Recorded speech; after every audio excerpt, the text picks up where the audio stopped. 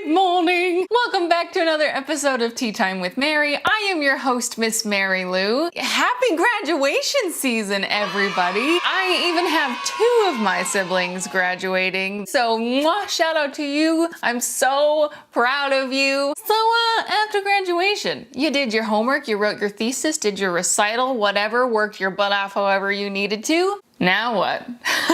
Today we are going to be talking about some things that I've learned post-college, just to kind of give you an idea and help you ease into the world after academia. So I've compiled the list of 5 things to help you post-grad that will help you feel less alone, a little comforted, and perhaps a little bit more confident to pursue the world. But first, let's drink some tea. Ooh, it's tea time. It's tea time with Mary. So before we dive into the list today, I thought I'd give you a brief background on my college experience. I graduated years ago from SUNY Fredonia in Western New York. I have a Bachelor's of Fine Arts, a BFA in musical theater with a concentration in classical voice. So that basically means I was a crazy person, like 23 credits a semester. It was a liberal arts program and not a conservatory, so I still had to take math and biology and philosophy and all that stuff, which I liked. If I had to sum up my college experience in like one word, it would be busy. I'd be going from 8 or 9 in the morning until midnight to 1 a.m. and repeat that day after day, doing shows and rehearsals and personal projects and homework for other classes. It was insane. I did a lot of work in college. Not to mention, I took a lot of extra non-required music classes. I did a lot of extra stuff in the music building. Oops, much love to my Fredonia family. Fred works.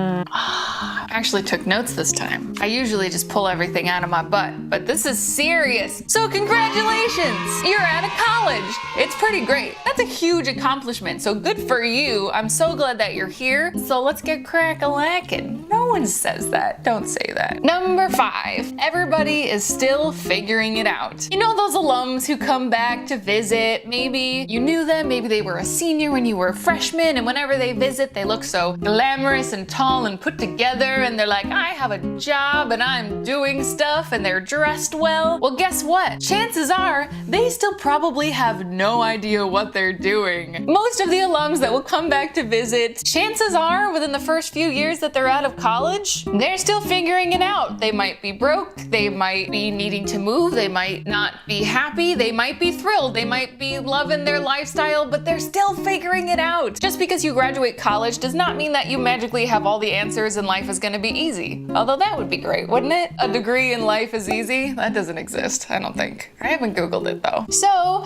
don't be intimidated by anybody that you see who has graduated that you perceive to be doing well. If anything, take inspiration from them, get to know them a little bit, absorb their knowledge and the things that they have learned, because could be some useful stuff. They have treaded in territory that you have not yet tread. Even people who are more established, there's a lot of stuff that happens in life that you might not know about.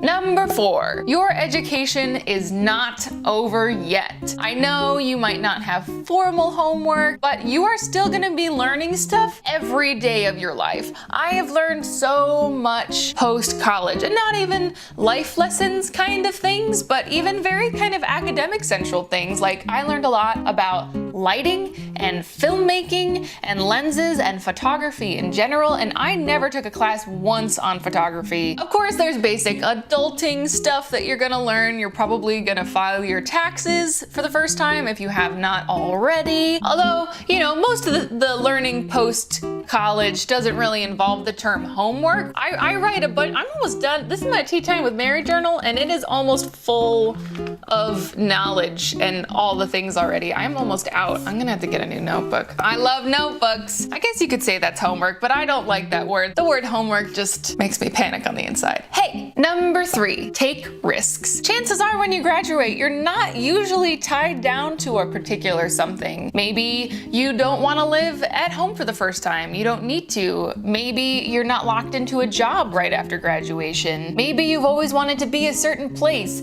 Take risks, whether that's moving to a new city. Now, I had a job doing theater right after college. I did a bunch of theater, I did a feature film, and then I was like, you know what? I've always wanted to live in LA. I would love the sunshine and the industry and all the things, and after never visiting once or ever being west of Wisconsin, I packed my bags and drove across the country to live in LA. And I love it. Granted, I know some people that have moved to LA and turned around and it wasn't their thing, but you know what? They tried and they've ended up in places that they've never dreamed about. So now is a great time to take risks. Go after that dream job, go move somewhere, travel. It'll be really rewarding. You kind of have a clean slate, you know, first day of college and you didn't know anybody and you're like, ooh, I could dye my hair. Ooh, I could, you know, revamp my wardrobe. Carpe diem, batches. Number 2, form a new family. I talked a little bit about this with Katie Kahn on the Find Your Community episode of Tea Time with Mary. But chances are, if you do move away from a place like home, you might not know that many people. I only knew a super small handful of people when I came out to LA, and you're gonna probably want to see people. How do you do that? Go to places that you like to go. If you like to go to concerts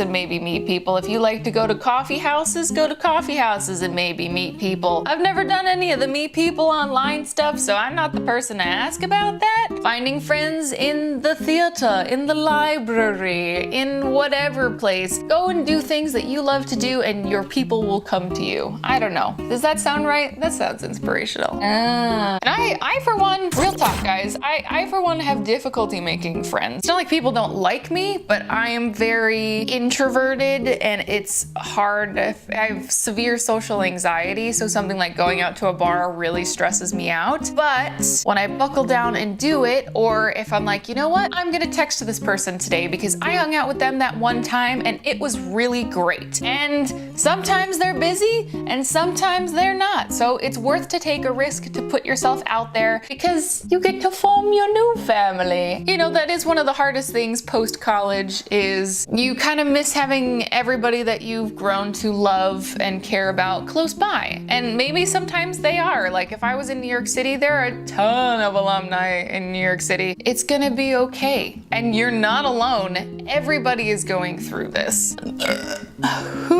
And my number 1 tip is don't be afraid of change. Now I know the term don't be afraid is kind of a weird one because it's like saying calm down or don't freak out. It's like you're gonna not calm down and you're gonna freak out. But I'm gonna throw kind of a thing at you. Are you ready? The degree that you have is not the be all end all, and it is okay to change your mind. You might have just graduated with something that you realize, you know what? This isn't for me. You're in the workforce for a little while and you hate it. You don't like it. Or you just get inspired by something else. I have people that I graduated that are now in nursing school, that are now teachers, that are now having families, that are now doing lots of other things that they didn't necessarily go to school for. My dad is a great example of this. He's had a great career and he has a master's in chemical engineering. He hasn't been a chemical engineer for decades, but that's okay. You might find something that you really, really love that you didn't know when you were 18. It's kind of a crazy thing to expect when you're an 18-year-old to know like, oh yeah, this is what I'm gonna do for the rest of my life. No question, never gonna change for everybody 100% of the time. That's crazy. I was a very different person when I was 18. I don't know about you. I still have my blonde hair for one thing. So there is no shame in going in a different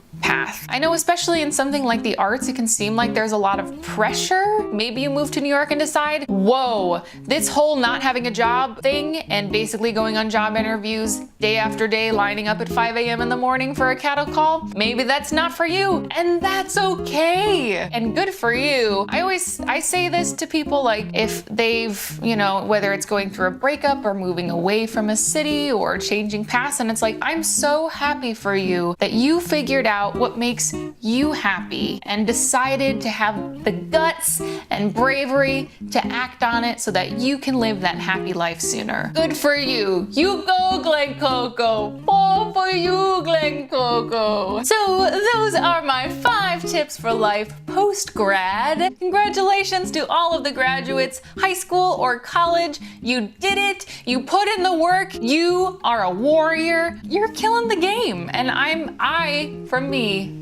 so proud of you. So hey, that's it for our episode today. I hope you have a fantastic week, and I will see you next Tuesday.